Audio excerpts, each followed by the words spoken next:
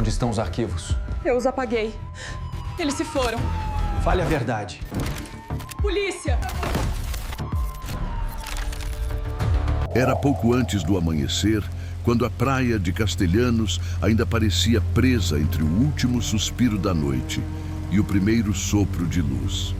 A maré vinha baixa, arrastando um vento frio que riscava a areia como se tentasse apagar pegadas invisíveis. E ali, no limite exato onde o mar respira, um barco solitário oscilava lentamente como se estivesse esperando por alguém que nunca retornou. O casco rangia de maneira quase orgânica, enquanto a água batia nas laterais com um ritmo irregular, lembrando mais um lamento do que um movimento natural da maré. Era o barco de Átila, mas a ausência dele não era o que mais perturbava. Havia algo mais sombrio ali, algo que não cabia na simples palavra desaparecimento. No interior do barco, o rádio permanecia ligado, cuspindo uma estática densa que se misturava ao barulho do vento. A frequência parecia travada em um ponto morto, como se uma mensagem tivesse sido interrompida no instante exato em que começava. Aquele som persistente criava uma espécie de presença invisível, como se alguém ainda estivesse tentando falar, tentando pedir auxílio, tentando existir. O motor, surpreendentemente, mantinha um calor que não combinava com o horário nem com o estado imóvel da embarcação. Era como se tivesse sido desligado minutos antes de o barco se aproximar da areia, embora ninguém tivesse sido visto por perto. Nenhuma sombra, nenhum passo, nenhum rastro nas dunas. A rede estava recolhida com precisão, como Átila costumava fazer. As botas estavam limpas, secas, colocadas lado a lado, quase cerimoniais. A caixa de iscas repousava aberta, organizada demais para alguém que estivesse em apuros. Mas o objeto que mais inquietava era um pequeno chaveiro preso ao painel, balançando com o vento, emitindo aquele tilintar metálico que cortava o silêncio como um aviso. O barco parecia ter sido devolvido pelo mar, mas não carregava o pescador. Carregava apenas o eco de algo que ninguém teve coragem de nomear. A praia inteira permanecia envolta em uma quietude artificial, como se o ambiente por si só evitasse revelar o que testemunhou. Nada ali indicava queda, nada sugeria luta, nada apontava para a ação óbvia que as autoridades diriam mais tarde. Era como se o mar tivesse decidido apagar um homem sem deixar o menor rastro de sua última escolha. Mas o rádio, insistente, parecendo respirar por conta própria, contradizia esse silêncio. Algo havia acontecido entre o amanhecer e o retorno do barco. Algo que o tempo tentou varrer, mas deixou escapar detalhes que recusam ser esquecidos. E é justamente nesse ponto que a história se rompe, abrindo espaço para a pergunta que nunca deveria ter sido enterrada. Se o mar não o levou, então quem, naquele amanhecer, apagou o nome do pescador de Ilhabela? Eu sei que este caso já deixou em você a sensação de que esse caso carrega mais perguntas do que respostas. Inscreva-se e deixe seu like. Assim, você acompanha cada passo desta investigação e ajuda a manter aceso aquilo que nunca deveria ter sido silenciado. Ilhabela, em 2005, parecia viver em dois mundos que raramente se tocavam. De um lado, o cartão postal colorido que atraía turistas em busca de águas cristalinas, trilhas e promessas de verão eterno. De outro, a ilha verdadeira, escondida atrás das fachadas comerciais, onde famílias de pescadores sustentavam rotinas silenciosas e rituais antigos herdados de gerações que aprenderam a ler a fúria do mar muito antes de qualquer radar existir. O clima social dessa época era marcado por contrastes que se ampliavam a cada temporada. Enquanto novas pousadas surgiam a cada esquina, os moradores mais antigos viam seus hábitos comprimidos por uma modernização que chegava sem pedir licença. Nessa ilha dividida, Castelhanos ainda resistia, como um último refúgio da vida tradicional. A estrada de terra difícil, quase intransitável em dias de chuva, fazia da vila um lugar isolado, não apenas por geografia, mas por tempo. Nada ali parecia acompanhar o ritmo acelerado da expansão turística. A vida seguia em um compasso próprio, marcado pelo som dos remos exagerando sobre a superfície da água, pelo farfalhar das redes sendo estendidas ao sol e pelas conversas à beira-mar que carregavam histórias de tempestades antigas, naufrágios improváveis e desaparecimentos que jamais encontraram explicação convincente. Na memória coletiva, o mar era respeitado quase como uma entidade, não um cenário. Naquele período, acidentes marítimos eram registrados com certa naturalidade pelas autoridades locais, especialmente quando envolviam pescadores experientes que costumavam sair antes do amanhecer e retornar depois do entardecer. Porém, apesar da aparência de normalidade, havia nos bastidores um conjunto de relatos que raramente chegavam aos jornais. Embarcações vistas à distância em horários incomuns, luzes que surgiam e desapareciam de forma abrupta, próximas às enseadas, e rumores sobre a presença de barcos sem identificação circulando perto das rotas tradicionais de pesca. Esses eventos, embora tratados como folclore pelos mais céticos, moldavam a percepção da comunidade sobre certos desaparecimentos que nunca se encaixaram em explicações simples. Em 2005, pequenas tensões também se acumulavam entre pescadores e grupos externos que disputavam territórios no mar. Alguns acreditavam que certas áreas eram protegidas por acordos silenciosos, ainda que nunca admitidos publicamente. Outras vozes afirmavam ter visto estranhos movimentos noturnos próximos às pedras de Figueira, mas se calavam ao perceber o desconforto que essas histórias provocavam. Era como se todos soubessem que havia algo circulando para além das tradições, mas preferissem não nomear o que realmente acontecia nas sombras. Esse cenário, marcado por modernização forçada, isolamento geográfico e segredos comunitários, criou o ambiente perfeito para que histórias inteiras fossem engolidas pelo tempo. E justamente nesse território de contrastes, o desaparecimento de um pescador conhecido e respeitado se transformaria em mais do que um incidente isolado. Tornaria-se um eco incômodo que a ilha jamais conseguiu silenciar completamente. Porque antes mesmo do barco retornar sozinho, sinais de que algo estava prestes a romper já circulavam pela vila.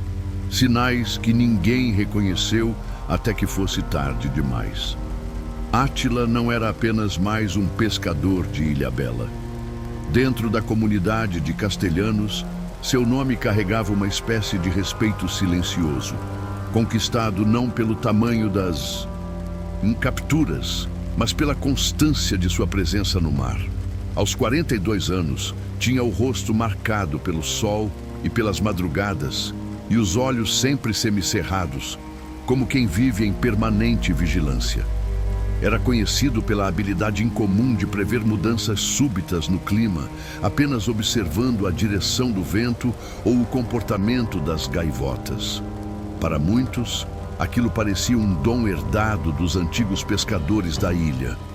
Para outros, era apenas o instinto apurado de alguém que nunca teve outra profissão na vida.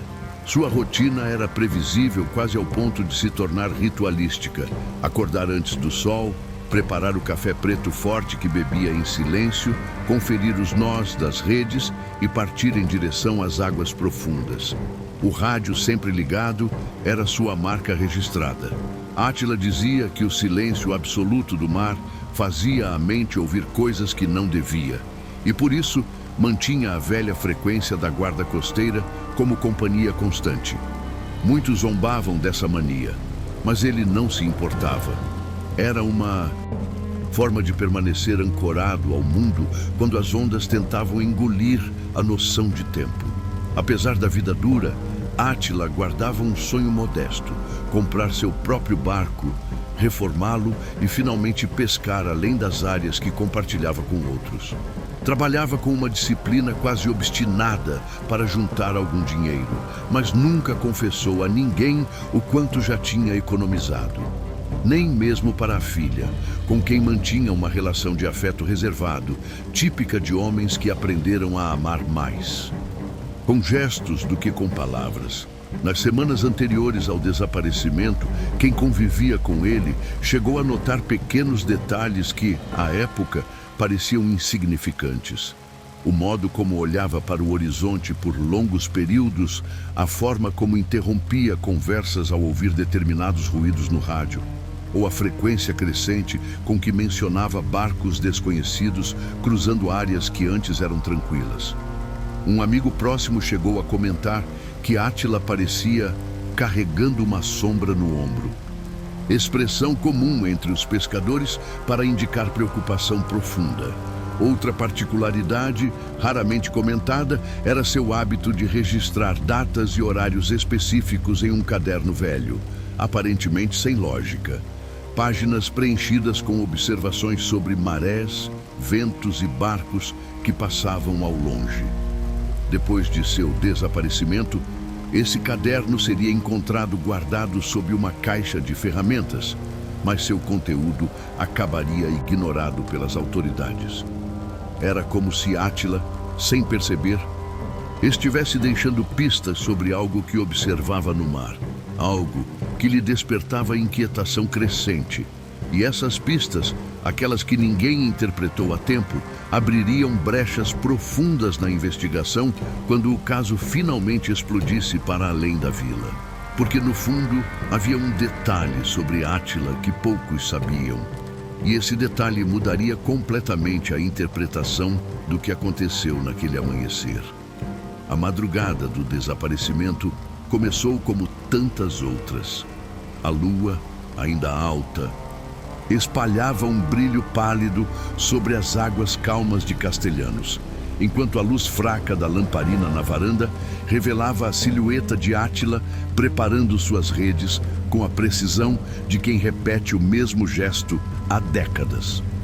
O relógio marcava pouco depois das 4, quando ele saiu, carregando apenas o essencial: lanterna, facão, caixa de iscas e o velho rádio que jamais desligava. Um vizinho acordado cedo para acender o forno viu a figura dele caminhando até o barco, avançando em silêncio, como se estivesse seguindo um roteiro já traçado. O som do motor rompeu a quietude da vila com um ronco breve, seguido por aquele chiado característico da frequência da guarda costeira. A embarcação partiu cortando a superfície escura, deixando atrás de si uma trilha de espuma que brilhava sob a luz prateada. Até então, nada parecia fora do normal, mas horas depois, quando o sol já estava alto, turistas que se aproximavam da enseada de Figueira avistaram algo que, embora estranho, não prenderia a atenção naquele momento. O barco de Átila flutuando imóvel, sem ninguém no convés. Pensaram tratar-se de descanso, algo comum entre pescadores. Por volta das 4 da tarde, outra lancha passou pela mesma região. Um dos tripulantes comentou ter ouvido o rádio do barco chiando alto, como se estivesse tentando captar uma transmissão perdida. Ainda assim, não houve qualquer ação. O barco permanecia ali, parado, como se aguardasse algo ou alguém. O mar seguia calmo, as condições perfeitas para a pesca. Nenhum sinal de tempestade ou incidente climático. Quando o sol começou a desaparecer atrás das montanhas, a maré mais baixa empurrou a embarcação lentamente em direção à faixa de areia. O que aconteceu a seguir confundiria até os pescadores mais experientes. O barco chegou à praia como se estivesse sendo guiado por uma mão invisível, tocando a areia sem impacto, sem arranhões, como se fosse parte natural do movimento da maré. O motor, entretanto, permanecia quente, indicando que havia sido desligado recentemente numa contradição direta ao estado vazio do convés. Dentro da embarcação, nenhum indício de luta, queda ou desespero. As botas secas, as redes dobradas, a caixa de iscas completamente organizada e o rádio, sempre ele, estalando numa frequência que parecia lutar contra um ruído indefinido. Para quem olhasse de longe, tudo poderia passar por uma cena comum. Mas para quem observasse de perto, cada detalhe era um fragmento de algo que não se encaixava. E quando finalmente perceberam que Átila não retornara, um fato ainda mais inquietante emergiu. Um fato que tornaria aquela noite impossível de ser explicada apenas pelo mar. O dia seguinte amanheceu pesado, como se a própria ilha pressentisse a gravidade do que estava prestes a se revelar. A notícia do barco vazio se espalhou rapidamente pelas casas de castelhanos, carregada por sussurros que atravessavam quintais, cozinhas e pequenas varandas onde o cheiro de café fresco tentava, em vão, amenizar a inquietação da comunidade. Pescadores mais velhos, acostumados a tragédias marítimas, se dirigiram à praia com passos contidos, incapazes de esconder o desconforto diante do cenário. Não era comum que um barco retornasse assim, sem marca de queda, sem sinal de tempestade, sem desalinho.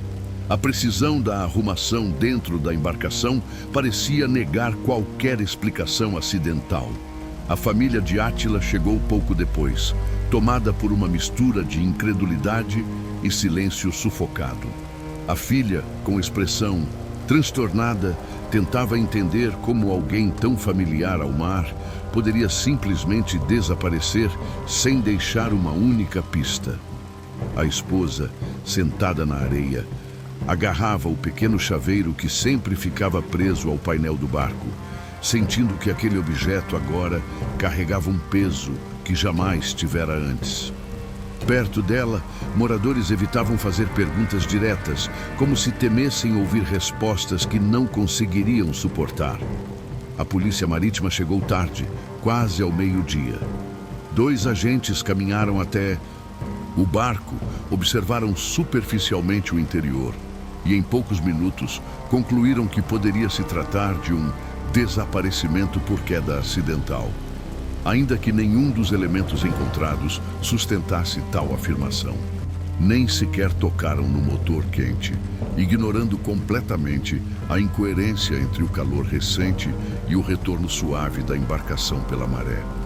Não examinaram o rádio, não registraram a posição exata do barco na areia, não coletaram amostras do piso, nem avaliaram marcas no casco.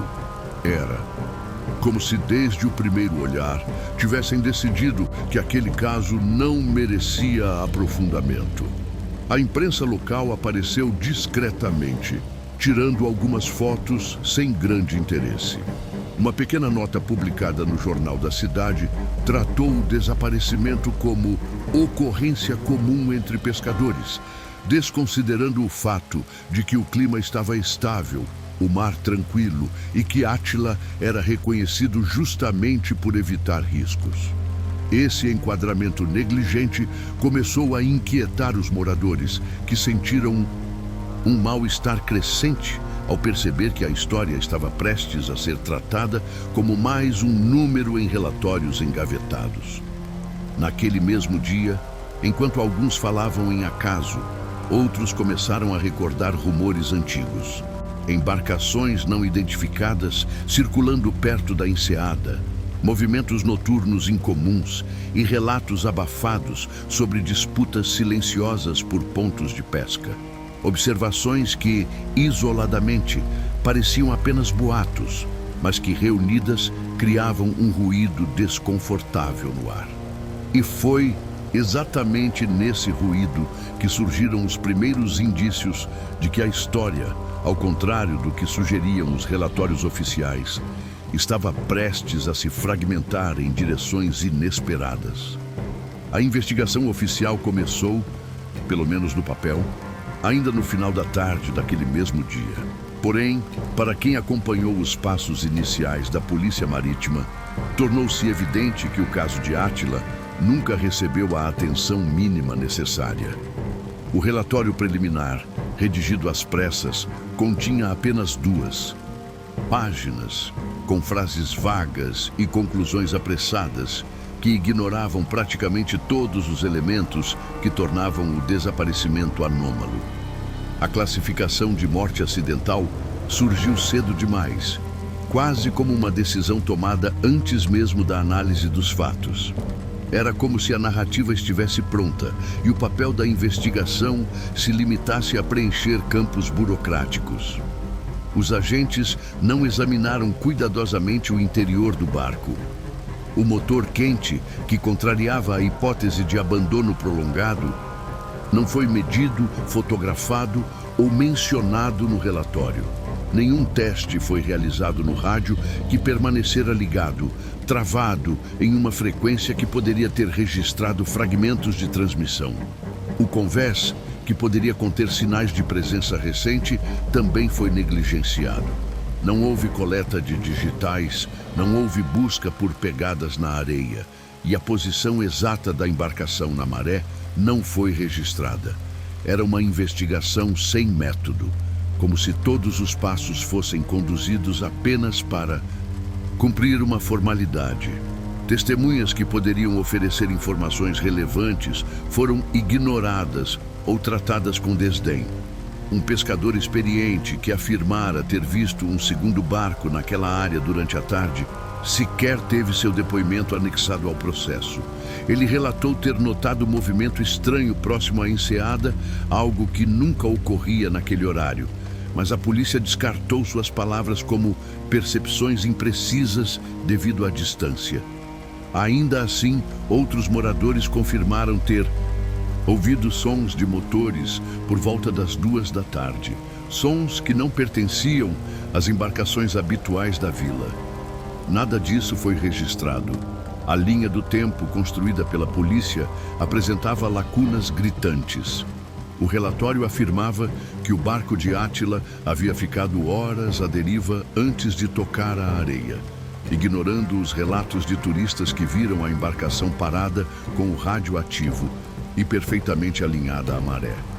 Também ignorava o fato de que as redes estavam dobradas, com a precisão de alguém que planejava continuar a pesca e não interrompê-la abruptamente. Ao analisarem o caso por cima, os agentes deixaram escapar a única coisa que poderia ter revelado algo essencial: a contradição entre ordem e ausência. Com tantas omissões, a investigação não apenas falhou em encontrar respostas, mas estabeleceu o terreno ideal para dúvidas profundas. E essas dúvidas, somadas aos detalhes que a polícia preferiu não enxergar, abriram espaço para o surgimento de teorias que a ilha, por anos, tentou evitar. Teorias que, à medida que ganhavam força, lançavam sombras ainda mais densas sobre o caso. Porque quando os moradores começaram a juntar suas próprias peças, perceberam que nada no desaparecimento de Átila apontava para o mar, mas talvez para algo ou alguém que navegava nele. Com o avanço das dúvidas e a inconsistência evidente nos relatórios oficiais, a comunidade de castelhanos passou a construir suas próprias narrativas, tentando preencher o vazio deixado pela investigação falha. As teorias surgiram aos poucos, primeiro em conversas discretas na beira da praia, depois em reuniões silenciosas nas casas dos moradores mais antigos. Cada hipótese tentava explicar aquilo que, para eles, o mar não explicava. E, embora nenhuma fosse comprovada, todas revelavam contradições profundas na história contada pelas autoridades. A primeira teoria, a da queda acidental, perdeu força rapidamente. Pescadores experientes sabiam que uma queda no mar deixaria rastros, marcas na embarcação, redes desorganizadas, objetos fora do lugar, traços de luta, barulho registrado nas frequências locais. Nada disso foi encontrado.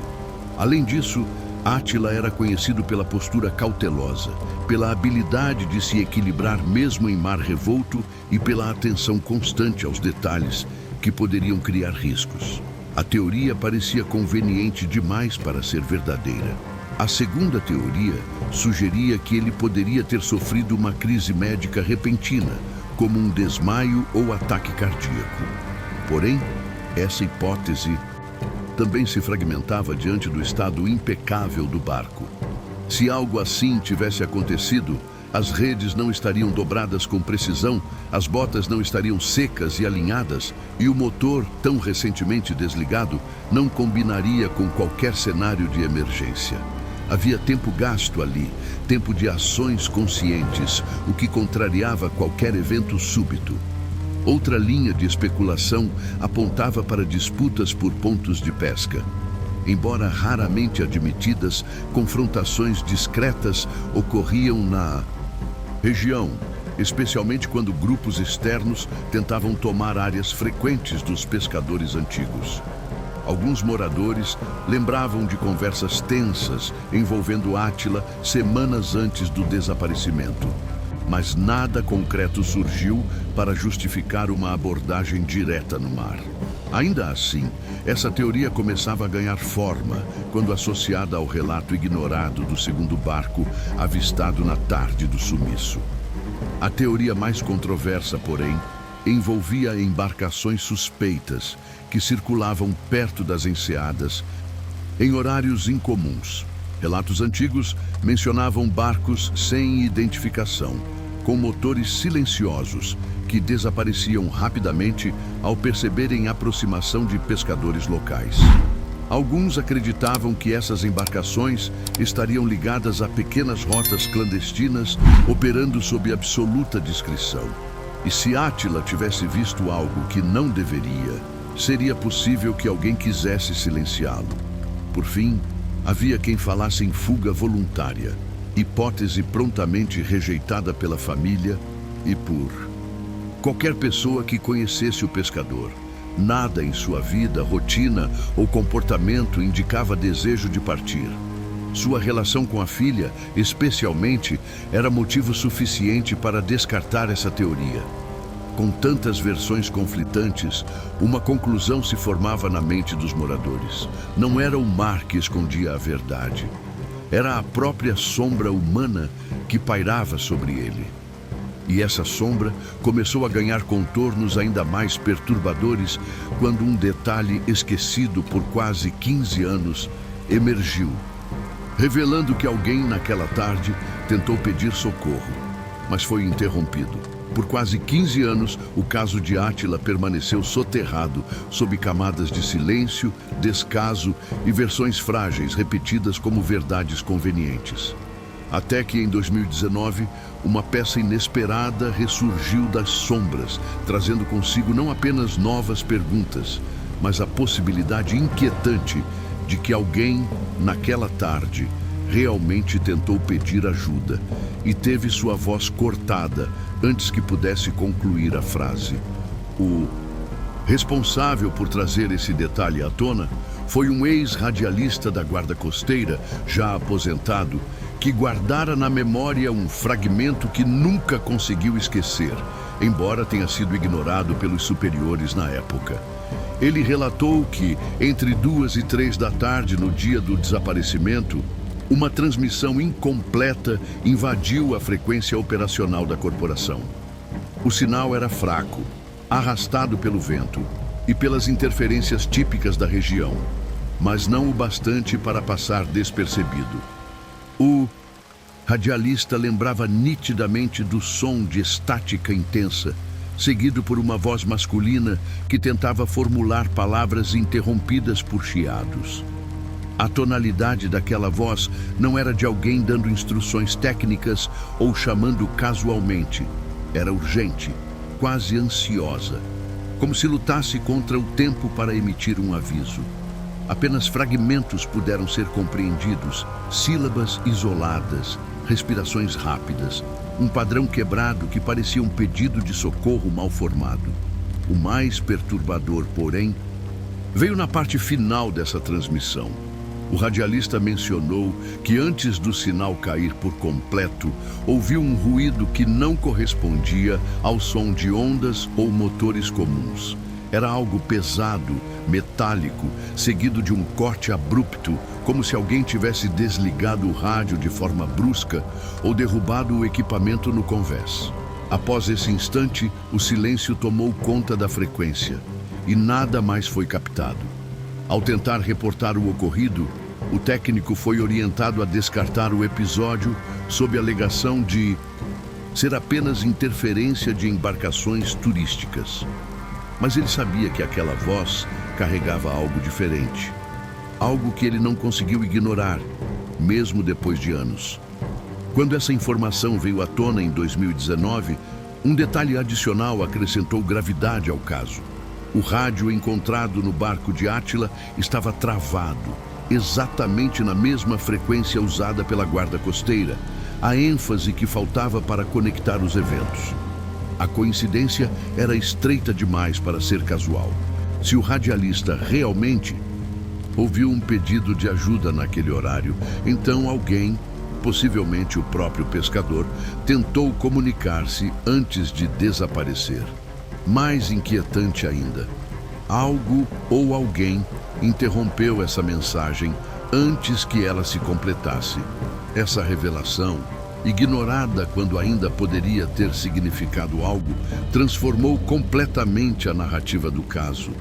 Porque se havia uma voz tentando romper o silêncio, também havia uma força empenhada em abafá-la.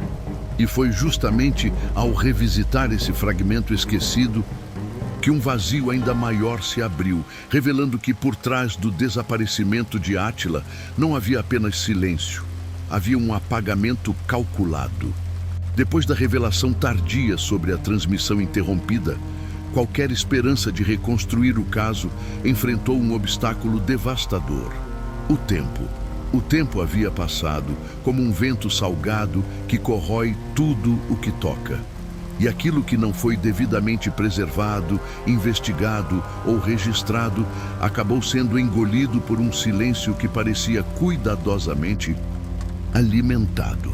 A primeira perda significativa ocorreu ainda em 2006, quando parte dos arquivos físicos da delegacia sofreu danos durante uma reforma emergencial. Caixas inteiras foram remanejadas às pressas para depósitos improvisados, e muitos documentos desapareceram sem que alguém conseguisse explicar com precisão o porquê. Entre esses papéis extraviados estava o relatório original do caso de Átila, reduzido a uma cópia resumida, anexada meses depois, com menos detalhes do que a comunidade recordava. O barco, considerado bem recuperado, foi leiloado como sucata antes mesmo que a família tivesse acesso total a ele. O rádio, peça central para qualquer análise séria, sumiu no processo de catalogação, registrado apenas como equipamento danificado, sem fotografia, sem perícia, sem histórico. Ninguém soube informar onde havia sido guardado ou se foi descartado. O motor, que poderia revelar informações valiosas sobre o tempo real de desligamento, também desapareceu junto com o restante da embarcação.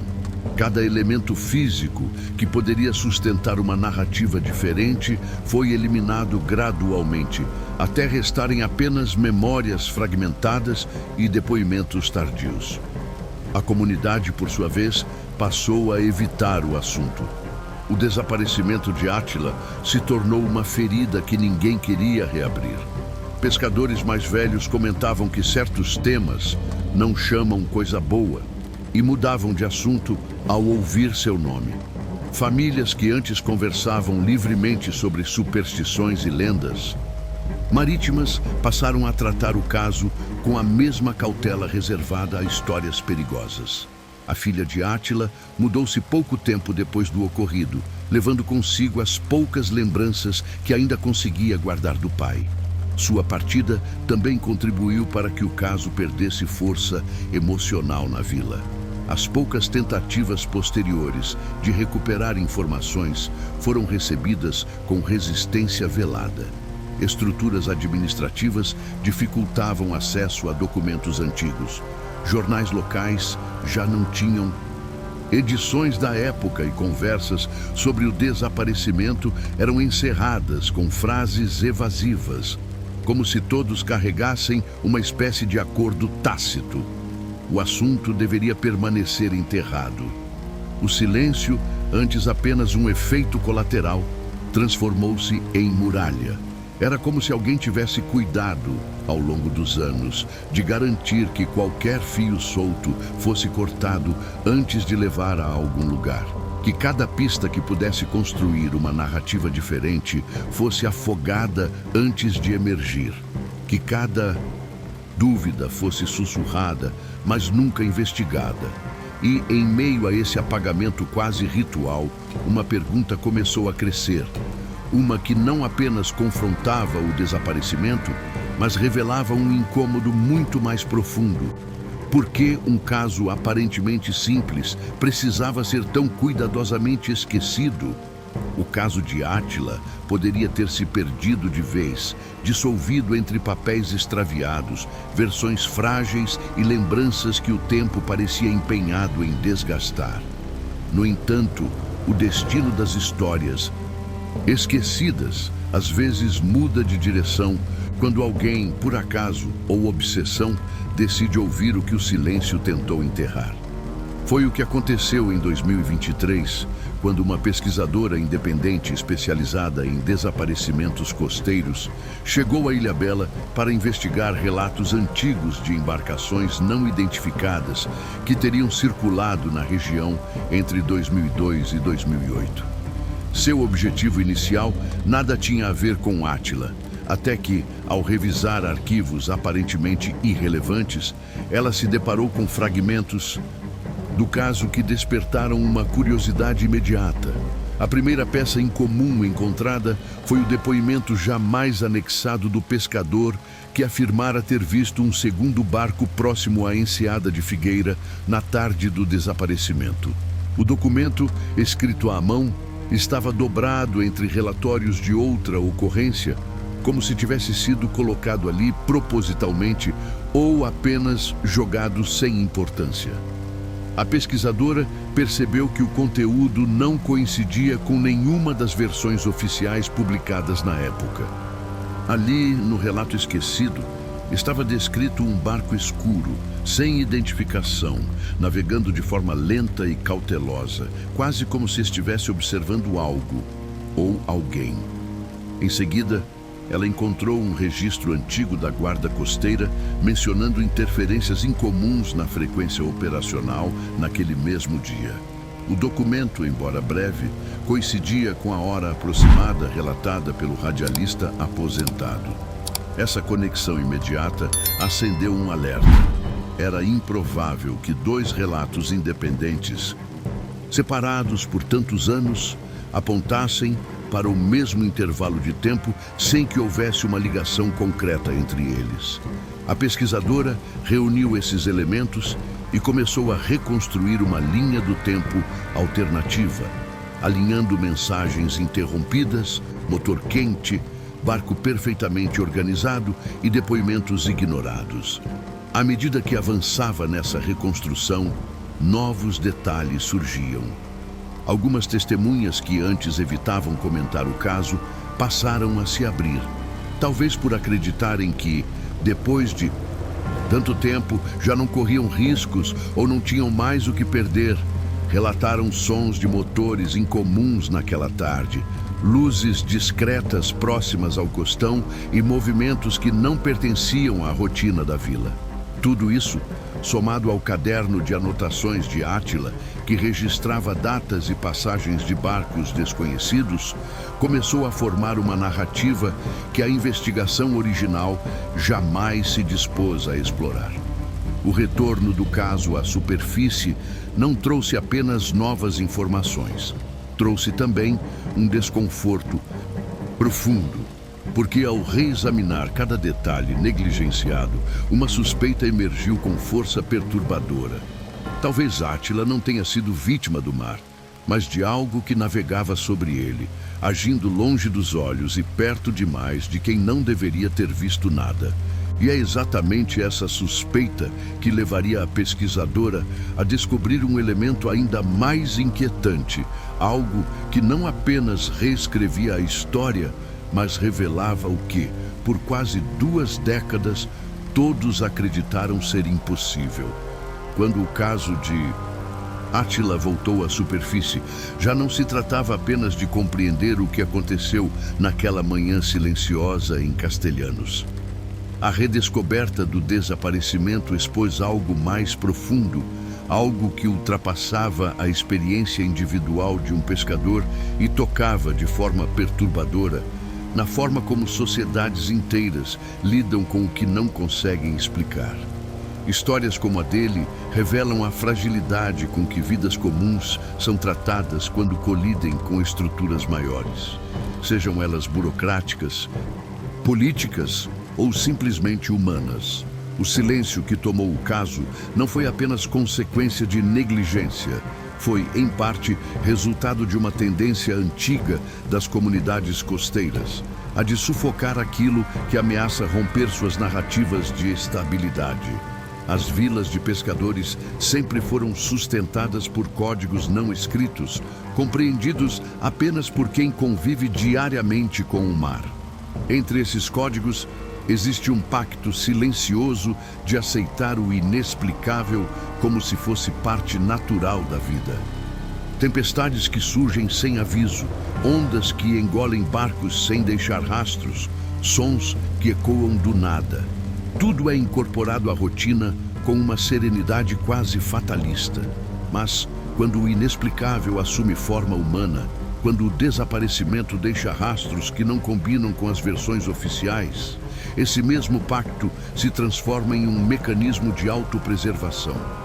Falar demais pode significar atrair perigos que ninguém deseja enfrentar. O caso de Átila se encaixou justamente nessa zona cinzenta, entre o medo e a omissão.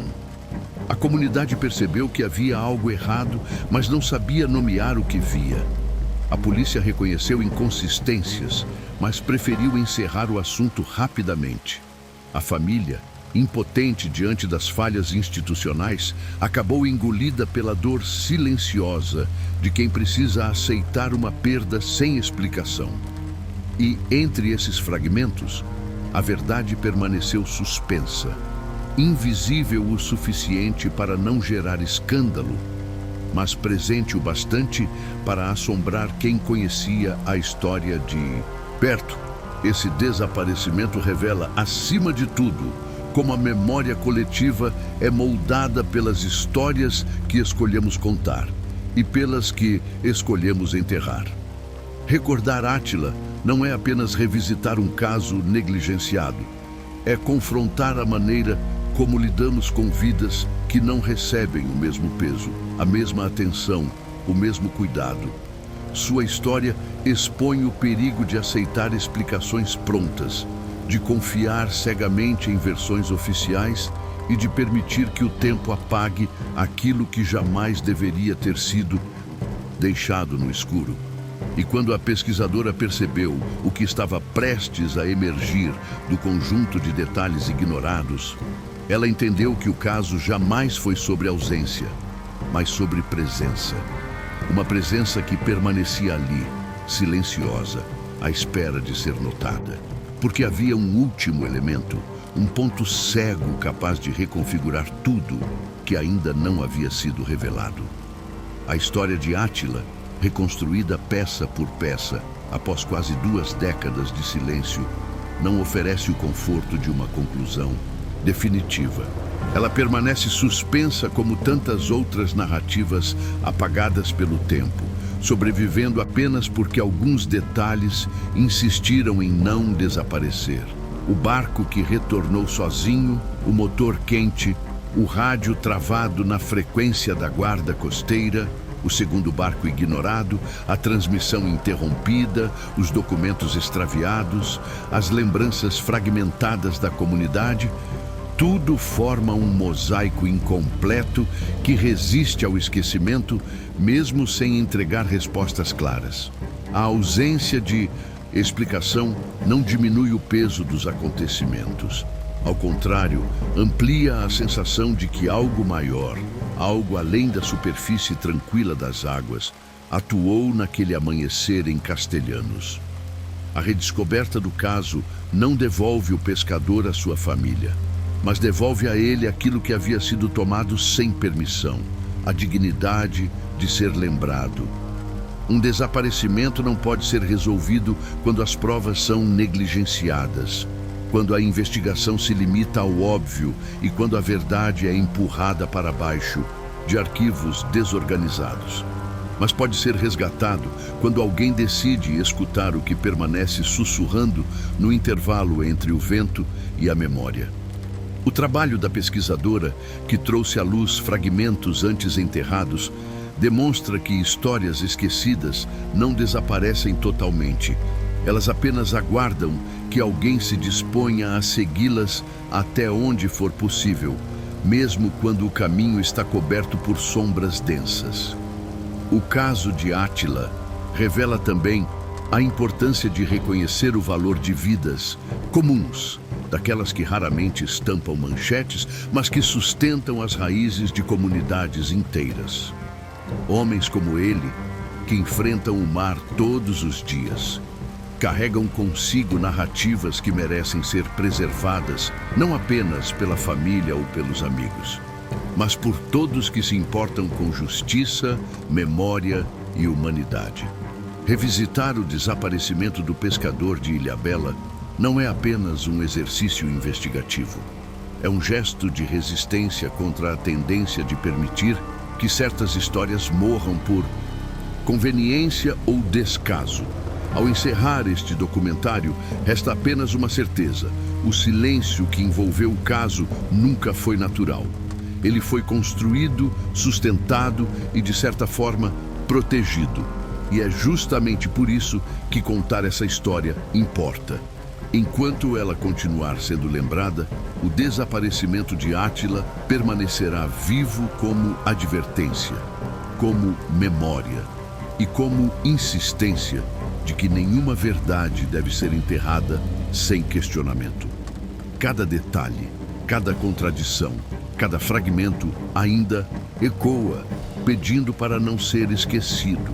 Se você acredita que casos como este não podem ser apagados pelo tempo, inscreva-se agora no canal e continue investigando conosco.